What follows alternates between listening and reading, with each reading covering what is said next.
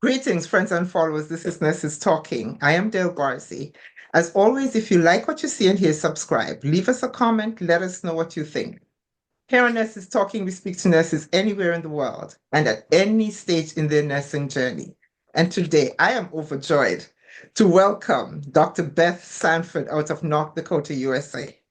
Dr. Sanford is, first of all, the president of the North Dakota Nurses Association. She's a legal nurse consultant. She's a vitamin D expert. She's a speaker. She's a researcher. She is an advocate. So, welcome, welcome, welcome. Thank you for having me, Dale. I'm so excited to be here. My pleasure, my pleasure. So, tell me, first of all, I always want to know why people are nurses. So, why are you a nurse? I became a nurse, so it's kind of an interesting story. I'm from a very small town. When I grew up here, it was really a village, about 1,800 people, and there weren't too many job opportunities for girls. And so I could either be a waitress, and in those days made $2 an hour, or I could work at the local nursing home and make $4 an hour. And so, I'm a smart kid. I wanted to make some money. So I went to the nursing home and I started working there and I started as a feed aide. And I loved it so much because of just getting to have the rapport with the people that live there. And my grandmother had brought me there when I was a little girl, so I wasn't afraid of working with elderly people. And so that's how I got my start. And the nurses just love me so much. I always say like they talked me into being a nurse because they always said, "Oh, you'd be such a great nurse. You need to go to be a nurse." So that's why I became a nurse and why I actually really still love working with the elderly patients and people of today. Uh, so, circumstances and people talked you into it. Yeah, yeah. Here's another part. So I took a cultural anthropology class, and I and Yeah. I told my dad, I want to be an anthropologist. I want to go live somewhere else in the world and study people. And my dad said, no, you can finish your nursing degree and then you can go do whatever you want. And so interesting that is really one of the drivers in how I did my master's thesis on cultural competency in nursing. And Uh, I did live abroad. So it's so interesting how that love for cultural anthropology, I always say like that's my one of my secret hobbies. yeah, yeah. But it's really been woven all the way through everything I've done in nursing is my love and interest in culture and understanding culture, how we communicate, how that impacts how we care for Mhm. our patients, how we see each Yes. other as colleagues. And so that's been a little fun tidbit for me is I really wanted to be a cultural anthropologist. So you wanted to be a cultural anthropologist who kind of got pigeonholed into nursing. What challenged you about nursing? When I got into nursing, what I absolutely loved about it was that really being a nurse is like being a detective. And so then it brought in like my love for all things curiosity, right? Hmm. So I used to tell my students when I was working in the pre-licensure programs, think about Sherlock Holmes. How Sherlock Holmes will walk into a room, or Nancy Drew, because I grew up on Nancy Drew books, right? They walk into a room and they would see all the little details, all the bits and pieces, and that's what they would put together to find and solve the case. And that's really what I'd say. A good nurse is a detective. And so that is the analogy I always use for my students because then it makes it just so much more fun, right? I think my personality, I'm a people person, I'm outgoing. So my one of my main drivers in life is how can I make anything fun? And that's how I make nursing fun, right? To find the details, look in the chart, talk to the patient, find that, am I able to make things a good experience for this patient by finding all those details and doing, and then able to follow the plan and make things go well for the patient. Yes, yes, yes. You're talking my language. I've always said you can't be a nurse, or even you can't be a good nurse, or even really a nurse, if you're not curious. You have to be Yeah. curious. Yes. So you have a love for long-term care. Did you work anywhere else? In any Yes, other area? I Mm. did. I worked so actually when I was a new nurse, I worked in migrant health. So I got to speak Spanish and English in my first job, which was really fun. So it was like a public health job working with migrant farm workers. And then I also worked for hospice kind of at the same time. Mm. At the same time I was going to graduate school because I went straight into a master's program after graduating from bachelor school. but it was a great opportunity again, my love for culture, my love for people. And so I really enjoyed both those positions. I always say hospice is the toughest job you'll ever love. Like I loved being a hospice nurse. They called me the baby hospice nurse because I was just only 22 years old. And Mm, I loved it and was really good at being a hospice nurse. And working with migrant farm workers was absolutely fantastic. I got to use my Spanish every single day, and really work with the patients and help them to acculturate to our medical system here in the US and get them the care they needed and prevention services they needed to thrive. And so it was really fun. And then I did work after I moved to a different city. I did work in public health. I worked in long-term care. I was always a public speaker in the community because I love, education. Upstream solutions are really my favorite. And so I yeah. always did lots of speaking on prevention, mental health, wellness, and then did some volunteering in a group home for adolescents, of kids kind of who were there because of the court. So it wasn't, you know, it, Yeah. it wasn't like a jail, but it was, or, a detention center, but they were there by court order. So it Mm, was a great place to like work with vulnerable populations. I truthfully, I'm a vulnerable population specialist. I would say that's my niche. yeah. Um, yeah. Well, I've worked a lot of things. I've worked with homeless. Worked jail nursing. I just done a lot of fun things, working with vulnerable population. So you just said you did a lot of fun things. As you're talking, what occurred to me is that initially in our initial conversation, you spoke about your love for cultural anthropology, and all that you have done is with different cultures, with different populations in different areas. You've lived in different countries, and all of that is like it was destined to be that way. You are a Yeah. cultural anthropologist. Yay! I always say I finished my bucket list by the time I was 40, so I had to make a new one, because I had done so many of the things on my list. Yeah, it's been fun. It's really been fun because I'm a dreamer. I always wanted to say, what can I learn next? What's Yeah. the next step in my learning? Where like after I finished my doctoral degree, I really wanted to expand my vision of what I had experience with. So I really sought out opportunities to make myself a very balanced portfolio. And I would say, man, that really grew me as a person. And so being able to do a hospital quality improvement project, with my research love, addressing vitamin D deficiency in critically ill patients was incredible for me. Just to get in and actually, get into a hospital, be able to do that project and see that wild success of the project and the health of their patients improve and the health of their staff improve when they did staff education as well was really rewarding for me. And so, for me, it's really just for the joy of it, you know? So let me ask you though, you're a vitamin D expert. Vitamin D is your thing. Yeah. What started you down this path? Ooh, okay. So I, I, I think really the main event, was my daughter became ill. And then so she was probably a junior in high school. And she went from just being a very vibrant, joyful personality to being weak, not being able to focus, not being able to study. Her grades started to drop. And then the last thing was her mental health. And then thankfully, I had a friend who was a nurse practitioner and a naturopathic doctor who said, let's check her vitamin D. And her vitamin D was 8 nanograms per mil. And just for the comparison, like, Hmm. vitamin D scientists recommend maintaining an average of 40 to 60 for the Hmm. average person. Hmm. If you need it for other medical conditions, you might be, closer Super between therapeutic. 60 to 100 in a therapeutic dose, but just for the average person of 40 to 60. And so I saw the consequences of what happened to her when her level was 8. And it was literally like somebody gave me a mission, like a driver of, oh my goodness, my daughter was down in the space of saying, Mom, I feel like I'm dying. And I thought, if my daughter, who has a very strong faith, can get to that point where she feels like she's dying, and she said, I don't even understand what's going on. I want to live, but I feel like I'm dying. What if it was somebody else's child who was suffering from whose mental health was not as stable as my daughter?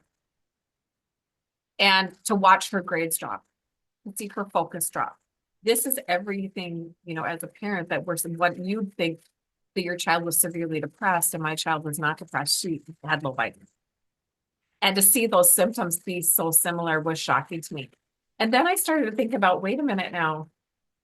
Back when I was a hospice nurse, I had come across a patient with ovarian cancer that had spread all over the body. Typically, that's one of the most painful cancers. She had no pain. And she was taking, and I said, do you know why? And she was taking high doses of vitamin D. And that stuck in my brain, but I had forgotten it until that point. Yeah. Then, then I started reading fast and furious, any article I could read on vitamin D, because of course now I was curious and I had a mission, right? And so, because my state is one of the top 10 states in the US for adolescent suicide. So and we have a lot of maternal health issues as well. I had many students, have preeclampsia or things like this. And then myself, when I was pregnant with my first child, my son, actually I had a miscarriage before that, also related to low vitamin D. Then I had my first child. I was very, very ill. Like just literally ballooned up with water. I lost 60 pounds in 10 days after giving birth. That shows you how much fluid I had on board. Like I was walking on cushions of water. Like my fingers were, they thought for sure that my blood pressure was right on the border. Good thing I was pretty healthy otherwise. But it did raise quite a bit. I probably was within the range of preeclampsia because I started with such low blood pressure. But they had been monitoring me very closely, and I was at risk for seizure. I did have a postpartum hemorrhage, and so my hemoglobin was 7 after I gave birth, and it took me months and months to recover from birth, like 6 months, 8 months, maybe even before I felt better, felt like myself. And if you look at pictures of me, I just look so translucent, like because I was so anemic. And when I look back on that situation again, I thought, wait a minute now, I had been avoiding the sun because I had been told in nursing school, of course, if you go out in midday, you are at risk for skin cancer, you're going to get wrinkles. So there was some vanity involved there. And when it hit 10 o'clock, 10 to 3, I was indoors. Well, that's the only time of day you can generate vitamin D. Hello. I didn't know my sun science, and I wasn't taught sun science in nursing school. And look I had a very ill child. I had a very ill baby. I was very sick, and I could have died. If you look at what could have progressed, I could have progressed into preeclampsia, anything, HELLP syndrome, very serious seizures. The hemorrhage in general, like it looked like a battle scene after I gave birth. That bright red blood was really scary, even for me as a nurse, to see that all over the room. And as a matter of fact, in third world countries, this is the most common way women die is postpartum hemorrhage. And vitamin D, of course, linked to postpartum hemorrhage. And so it's stability of the endothelium, of the vessel lining, blood clotting, all sorts of things. So and nobody was testing vitamin D in the year 2000. But all I can say is probably with my sun avoidance behaviors, probably I was very low in vitamin D. That would be very typical of what I've seen in my research in North Dakota we've done blood draws of people in the state. People with sun avoidance behaviors are, of course, among the lowest, under 10 nanograms per mil. And so that's how I got interested in vitamin D. And I've literally devoured every article that came across my awareness and learned. I'm now on the advisory council for Grassroots Health Nutrient Research Institute, which is the largest vitamin D research institute in the world. I have a paper coming out this summer with a group from Dubai on women's health and vitamin D deficiency, and have been part of a couple other papers and have a couple other papers I haven't finished. So just really, I feel like, with my faith background, God wants us to be healthy. And this is such low hanging fruit. There's so many other things that are more complicated than this, but this one's a no-brainer. It's really Yeah. pretty easy. Let's take Yeah. this one. This is just a physiologic thing. Like you can change your sun behaviors and you can get your level tested and you can supplement if Yeah. necessary. It's pretty easy. How about we Yeah. do this one first? Yeah. Then we Yeah. address, just like we address iron deficiency, just like we address B12 deficiency. It's a very simple, affordable test. The test actually costs $5. So when somebody's charging 600 for it, like we've got another advocacy issue. Mm-hmm. But it's easy. It's It's easy. quick, easy. It's a no-brainer. Why don't we address this first? And then, we can go from there. Yeah. Yeah. Awesome. Awesome. Awesome. That's quite a path to get to where you are. That is quite a path. So also I want to talk about you are the president of the North Dakota Nurses Association. Tell me, and to add on to that, before I even go any further than that, you guys just got a new law passed, the Senate Bill 2221. Tell me Yes. about that. Tell me about that. Well, after I got my doctorate, I really just had a desire to look at systems level solutions. And of course, in order for us to have more nurses, we need to have more nursing educators. And so North Dakota is one of the states that requires a master's degree in nursing to teach an RN. Hmm. And of course, what I'm seeing in my students is asking them, like, what's preventing you from getting a master's degree? And the issue was always, I have so much debt from my Mm, RN degree.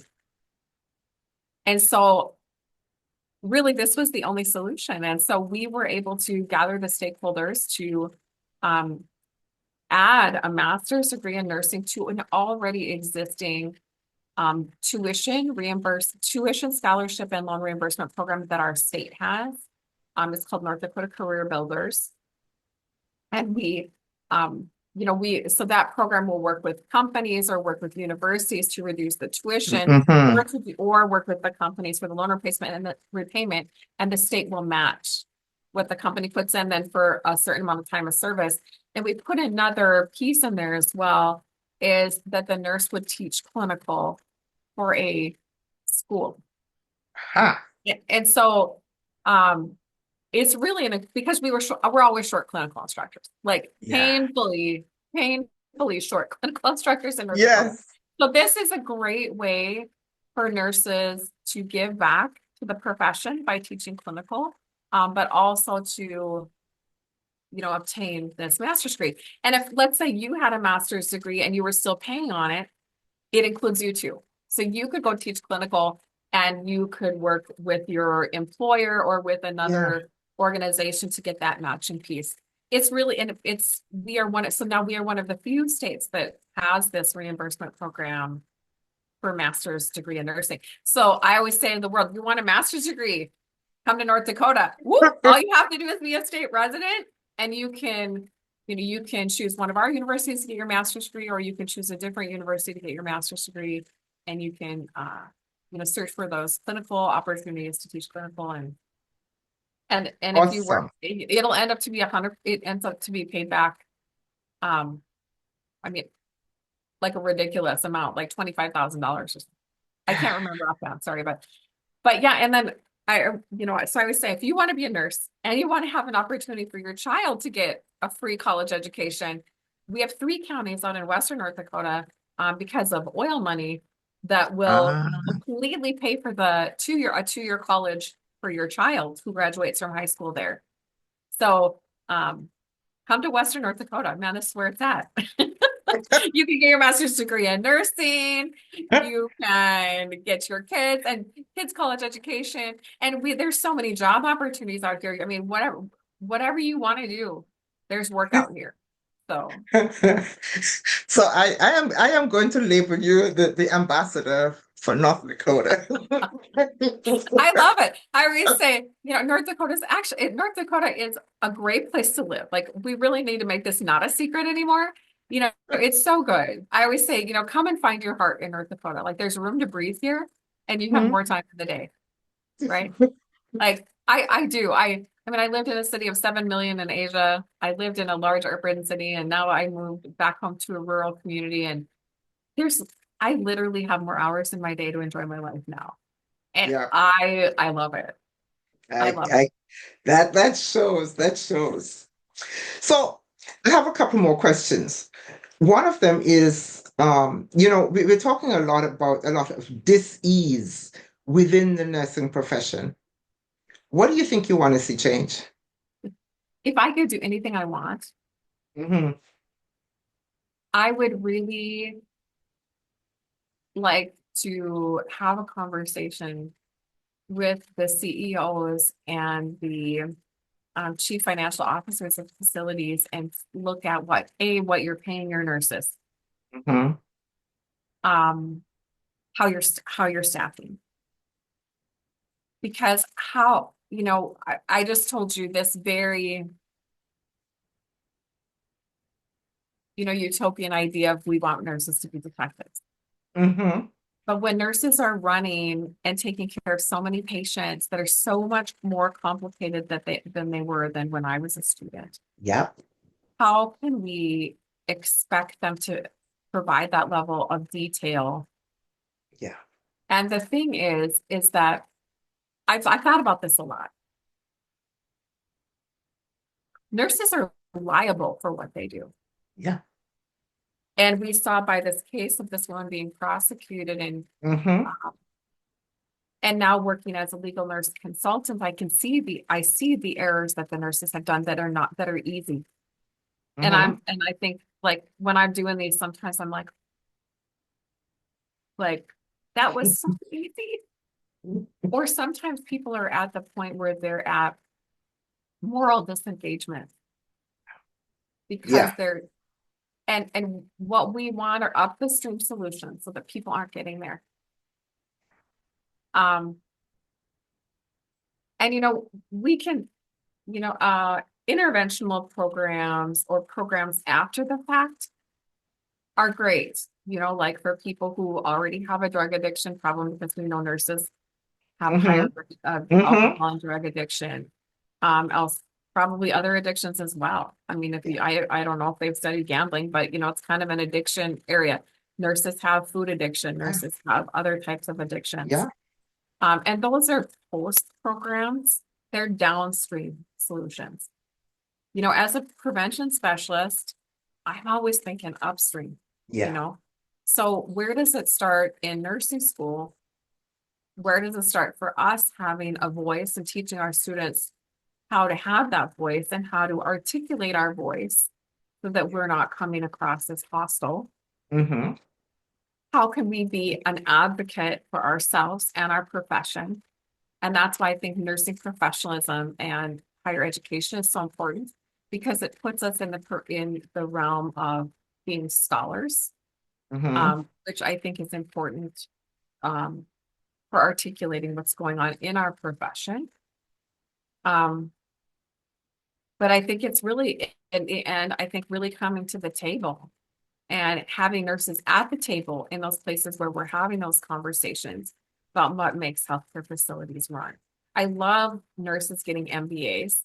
I think it gives us a great space to be at a table and really be part of those conversations.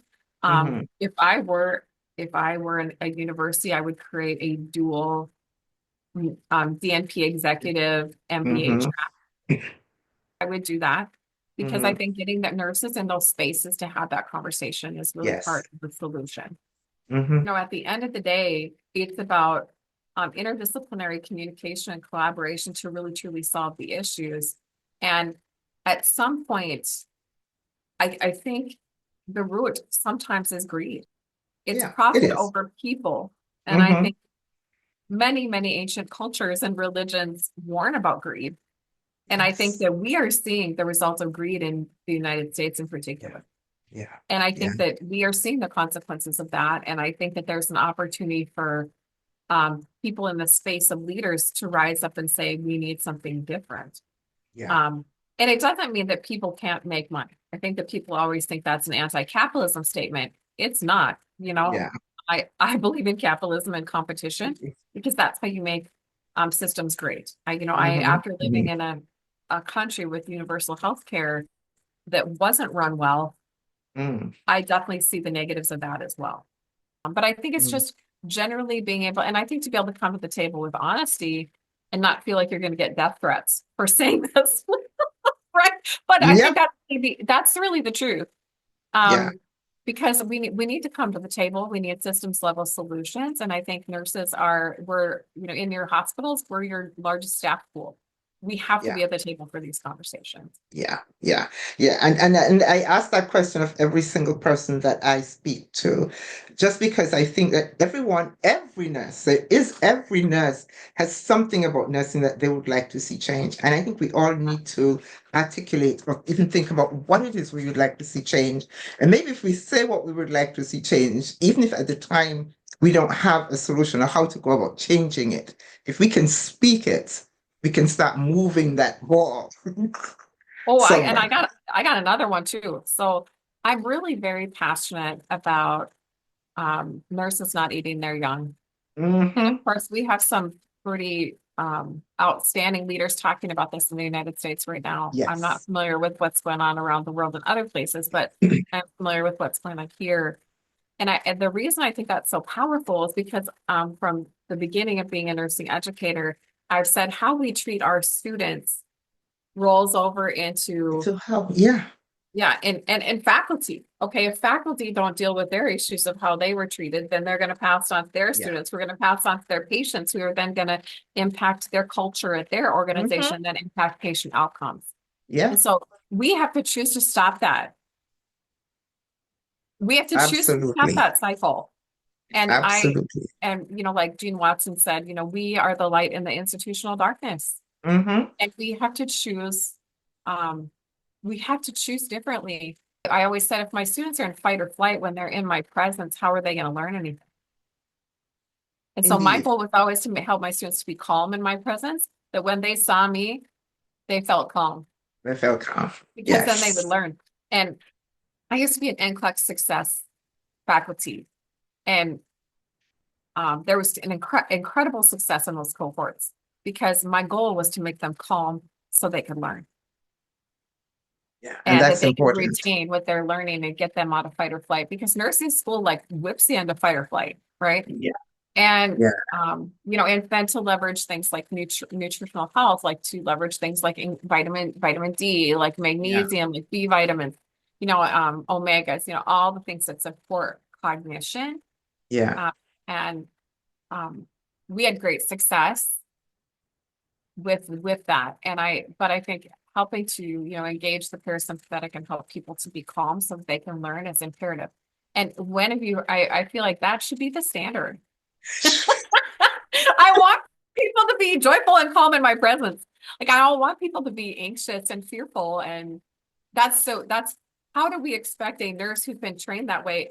We're programming them that every You're time pro- they're on the floor that they're going to be, we're Yeah. programming them we're actually creating neural pathways that when they're in the Yeah. work setting, they're anxious or they're Yeah. fearful or Yeah. they're not trusting, and so, yeah, and leadership, I tell you what, I mean, your leaders on the floor are how your manager leads is very important. It tells.